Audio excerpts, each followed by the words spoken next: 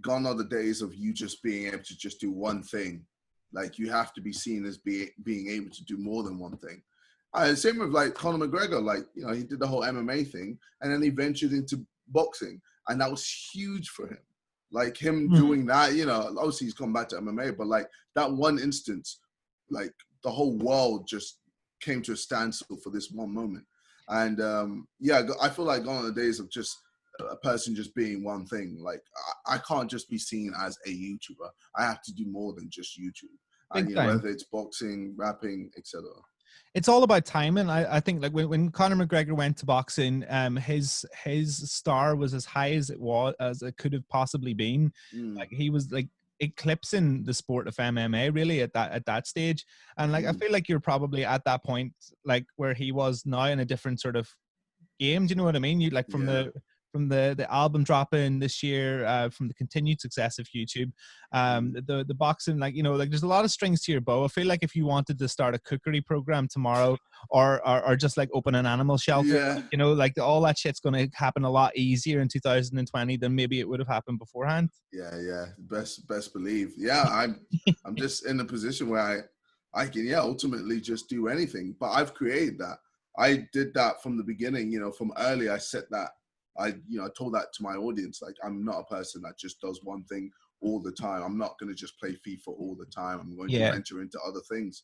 And you know, obviously, people hate change and we're against it, and people unsubscribe, blah blah blah. But then I started to gain an audience that weren't just there for me playing games or me just doing a certain style of video, but they were just there for me. And then it got to a point where I'm able to just do whatever I want, and I have a fan base that will follow. Big time. And they follow you across formats, which I absolutely love. When I started into sort of like the media industry, like back, because I played in bands for years and years and years. And I started in like 2012. And I remember saying to my manager at that stage, I was like, you need to go and sign some like YouTubers, like, because like that shit's like popping, and it's just going to get even bigger. And I remember sitting down, because I'm kind of like, I was a little bit like confused by it, because I'm so old school radio media, and I grew up with it, and I didn't grow up with YouTube. Like, I kind of had to reverse get into it.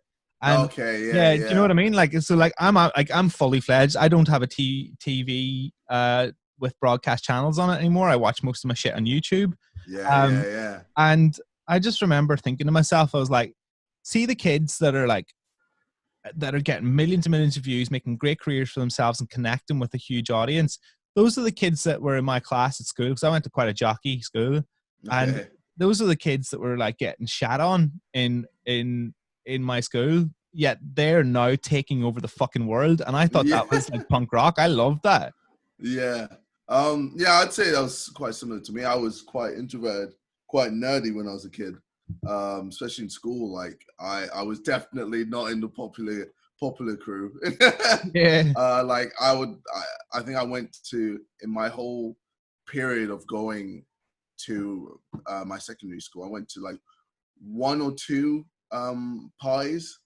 I didn't go to any sleepovers. Like, I was very just secluded, and I kept to myself. And I don't know, I kind of, with the online and the internet and YouTube, I found a home, and I felt like more of a person there. And I don't know, I just there was more of a community there, and I enjoy that more, rather than, you know, people that I would meet in real life in school, etc. So it's kind of crazy now that a lot of those people who were quite introverted and, you know, quiet and all of that are now growing up to be huge in the online entertainment business. Do you ever get like the snakes coming out of the grass, the people who mightn't have been nice in school? Because like I had that. Like, there was a guy broke my nose like when I was like a kid. He like he headbutted me when I was like 15 or something.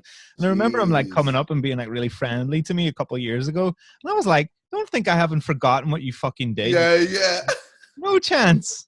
Oh, like, you must have that times a million. I've got so many people who just always hit me up on Facebook. I just don't reply, man.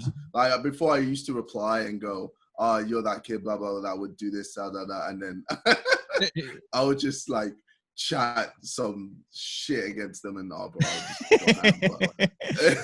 it's just, yeah, do you know what? You're probably best leaving. It's just negative energy. Yeah, that's it. It got to a point where I was like, well, I don't need to do this. Like, I don't need to clap back at these guys and just be bitter. I kind of just, do my thing and just, enjoy it and not care about that stuff. But yeah, I can't imagine it's too easy for you walking around Watford, like especially with like how amazing your hair is these days. Like, yeah, bro, like walking around anywhere, man, bro, like anywhere, like in the world. In fact, it's crazy. Like, it's crazy. I think it was a couple of years back when I went somewhere that was just random as hell.